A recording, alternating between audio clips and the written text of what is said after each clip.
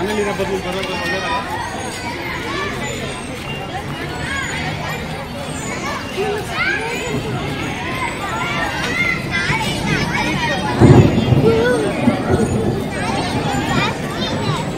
ಏನ್ ಗೊತ್ತಾ, ಅನ್ನ ಸಾರು, ಅನ್ನ ಹುಳಿ,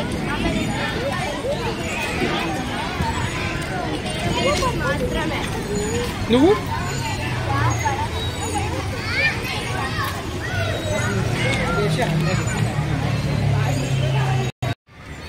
ಸ್ನೇಹಿತರೆ, ಇವತ್ತು ಒಂದು ಅದ್ಭುತವಾದಂತಹ ಜಾಗಕ್ಕೆ ನಾನು ಭೇಟಿಯನ್ನು ಕೊಟ್ಟಿದ್ದೀನಿ. ಮಕ್ಕಳಿಗೆ ಅಂತಲೇ ಈ ಒಂದು ಜಾಗ ಸೀಮಿತ ಆಗಿರೋವಂಥದ್ದು, ಮಕ್ಕಳಿಗೆ ಅಂತಲೇ ಮಾಡಿರೋಂತಹ ಜಾಗ ಇದು. ಪ್ರತಿ ವರ್ಷ ಕೂಡ ಬೇಸಿಗೆ ಶಿಬಿರವನ್ನು ಈ ಒಂದು ಜಾಗದಲ್ಲಿ ಆಯೋಜನೆ ಮಾಡ್ತಾರೆ. ಇರುವಂತಹದ್ದು ಚಾಮರಾಜಪೇಟೆಯಲ್ಲಿ. ಮಕ್ಕಳ ಕೂಟದಲ್ಲಿ ಇವತ್ತಿನ ದಿನ ನಾನು ಬಂದಿದ್ದೀನಿ. ಮಕ್ಕಳ ಕೂಟ ಅಂದ ತಕ್ಷಣ ನಮಗೆ ಅರ್ಥ ಆಗುವಂತಹದ್ದು ಮಕ್ಕಳು ಕೂಟ, ಮಕ್ಕಳು ಒಂದೆಡೆ ಸೇರುವಂತಹ ಜಾಗಕ್ಕೆ ಮಕ್ಕಳ ಕೂಟ ಅಂತ ಕರೀತಾರೆ. ಮಕ್ಕಳ ಮೇಲೆ ಅಪಾರವಾದಂತಹ ಪ್ರೀತಿ ಇದ್ದಂತಹ ಆರ್ ಕಲ್ಯಾಣಮ್ಮ ಅವರು ರೂಪಿಸಿದಂತಹ ಒಂದು ಸಂಸ್ಥೆ ಇದು ಮಕ್ಕಳ ಕೂಟ ಎನ್ನುವಂತಹದ್ದು. ಸುಮಾರು 1 ತಿಂಗಳ ಕಾಲ ಮಕ್ಕಳಿಗೆ ಬೇಸಿಗೆ ಶಿಬಿರ ಕೂಡ ಇಲ್ಲಿ ನಡೆಯುತ್ತೆ. ಬೆಂಗಳೂರಿನಲ್ಲಿ ಅತ್ಯಂತ ಪ್ರಸಿದ್ಧವಾದಂತಹ ಜಾಗ ಈ ಒಂದು ಮಕ್ಕಳ ಕೂಟ. ಮಕ್ಕಳಿಗೆ ಸಮ್ಮರ್ ಕ್ಯಾಂಪಲ್ಲಿ ಬೇಸಿಗೆ ಅಂದರೆ ಮಕ್ಕಳಿಗೆ ಕಲೆ, ಹಾಗೆಯೇ ನಟನೆ, ಸಂಗೀತ, ನೃತ್ಯ, ಹಾಗೆ ಕೆಲವೊಂದು ಕ್ರೀಡಾ ಚಟುವಟಿಕೆಗಳನ್ನು ಕೂಡ ಇಲ್ಲಿ ಆಯೋಜನೆ ಮಾಡ್ತಾರೆ. ಇವತ್ತಿನ ದಿನ ಬೇಸಿಗೆ ಶಿಬಿರದ ಉದ್ಘಾಟನೆ ಕಾರ್ಯಕ್ರಮ ಕೂಡ ನಡೆಯಿತು. ಮಕ್ಕಳು ತುಂಬಾನೇ ಸಂತೋಷವಾಗಿ ಈ ಒಂದು ಬೇಸಿಗೆ ಶಿಬಿರದಲ್ಲಿ ಪಾಲ್ಗೊಂಡಿದ್ರು. ನೋಡ್ತಾ ಇದ್ದೀವಿ ನಾವು ಈಗ ಮಕ್ಕಳ ಕೂಟ ಇರುವಂತಹದ್ದು ಚಾಮರಾಜಪೇಟೆ.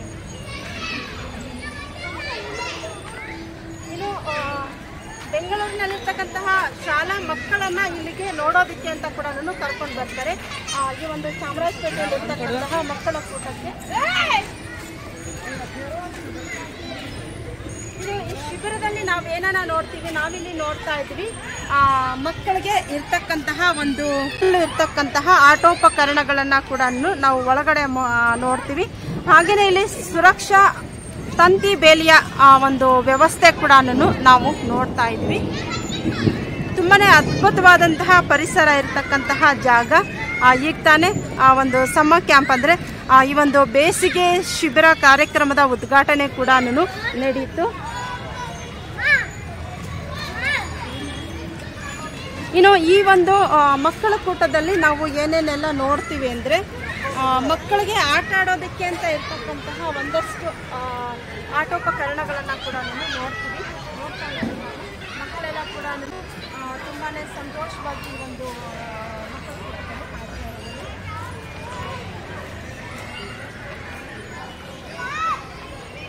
ನಾನು ಮೊದಲೇ ಹೇಳಿದ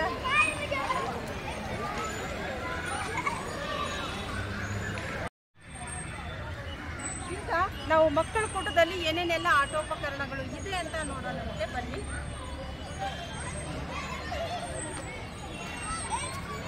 ತಾಯಿ ಚೌಡೇಶ್ವರಿಯ ಒಂದು ಸಣ್ಣ ದೇವಾಲಯ ಇದೆ ಇಲ್ಲಿ.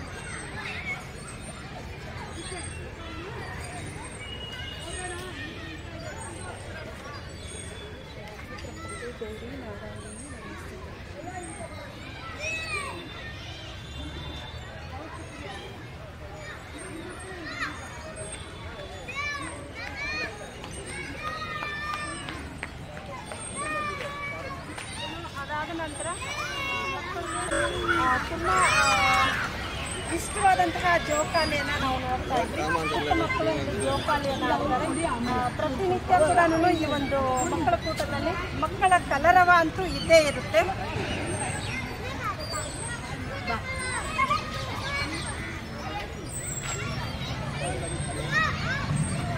ನೋಡ್ತಾ ಇದ್ವಿ ಮಕ್ಕಳಿಗೆ ಜಾರೋ ಬಂಡಿ ಅಂತ. ಬಾಪುಟ ಕೆಳಗಡೆ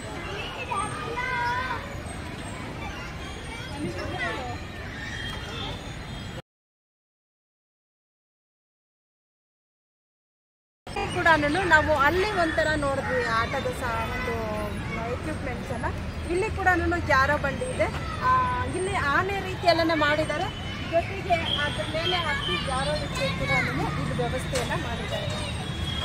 ಇನ್ನು ಅದಾದ್ಮೇಲೆ ಮಕ್ಕಳ ಕೂಟದಲ್ಲಿ ಮಕ್ಕಳಿಗೆ ಯಾವ ರೀತಿಯಾಗಿ ಅವರ ದೈಹಿಕ ಚಟುವಟಿಕೆಗಳಿಗೆ ಬೇಕೋ ಆ ಥರದ ಒಂದು ವ್ಯವಸ್ಥೆಯನ್ನು ನಾವು ನೋಡ್ತೀವಿ. ಅದಷ್ಟೇ ಅಲ್ಲ, ಇಲ್ಲಿ ಅದ್ಭುತವಾದಂತಹ ಪರಿಸರವನ್ನು ಕೂಡ ನೋಡ್ತೀವಿ.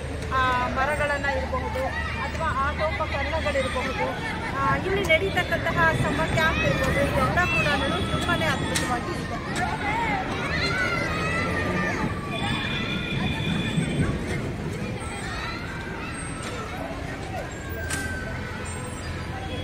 ಇನ್ನು ಇತ್ತೀಚೆಗೆ ಮಾಡಿರೋಂತಹದ್ದು ಈ ಒಂದು ಎಕ್ಸಸೈಸ್ ಮಾಡುವಂತಹ ಒಂದು ಪಾರ್ಕನ್ನು ಕೂಡ ಮಾಡಿದ್ದಾರೆ.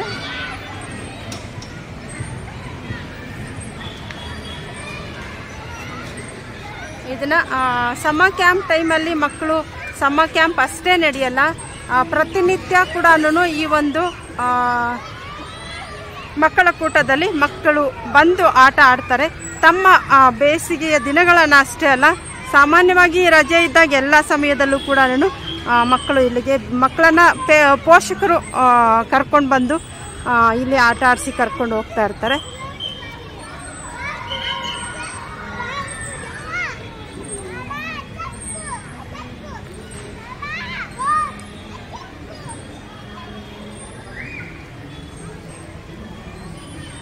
ನೋಡ್ತಾ ಇದ್ದೀವಿ. ಇವತ್ತಿನ ದಿನ ಸಮ್ಮರ್ ಕ್ಯಾಂಪ್ ಅಂದರೆ ಬೇಸಿಗೆ ಶಿಬಿರದ ಒಂದು ಉದ್ಘಾಟನೆ ಕಾರ್ಯಕ್ರಮ ಕೂಡ ನಡೆಯಿತು. ಸುಮಾರು 1 ತಿಂಗಳ ಕಾಲ ಈ ಒಂದು ಬೇಸಿಗೆ ಶಿಬಿರ ಕೂಡ ನಡೆಯುತ್ತೆ ಈ ಒಂದು ಜಾಗದಲ್ಲಿ. ಕರ್ನಾಟಕದಲ್ಲಿ ಅದರಲ್ಲೂ ಬೆಂಗಳೂರಿನಲ್ಲಿ ತುಂಬಾ ಪ್ರಸಿದ್ಧವಾದಂತಹ ಜಾಗ ಅಂದರೆ ಮಕ್ಕಳ ಕೂಟ.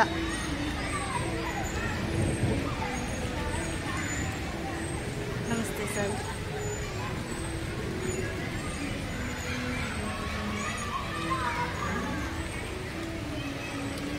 ಇಲ್ಲಿ ನಾವು ನೋಡುವಂಥದ್ದು ಕನ್ನಡ ಕೂಟ ಅಂತ.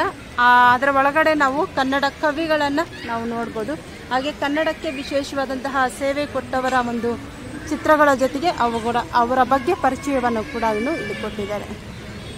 ಹೀಗೆ ಬೆಂಗಳೂರಿನಲ್ಲಿರ್ತಕ್ಕಂತಹ ಮಕ್ಕಳ ಕೂಟ ತನ್ನದೇ ಆದಂತಹ ಮಹತ್ವವನ್ನು ಪಡ್ಕೊಂಡಿದೆ. ಹಾಗೆಯೇ ಮಕ್ಕಳಿಗೆ ಒಂದು ಸೂಕ್ತವಾದಂತಹ ಜಾಗ. ಬೆಂಗಳೂರಿನಲ್ಲಿರ್ತಕ್ಕಂತಹ ಎಲ್ಲ ಶಾಲಾ ಮಕ್ಕಳು ಕೂಡ ಈ ಒಂದು ಜಾಗಕ್ಕೆ ಭೇಟಿಯನ್ನು ಕೊಡ್ತಾರೆ. ಮಕ್ಕಳಿಗೆ ತುಂಬಾ ಇಷ್ಟವಾದಂತಹ ಜಾಗ ಅಂದರೆ ಈ ಒಂದು ಮಕ್ಕಳ ಕೂಟ.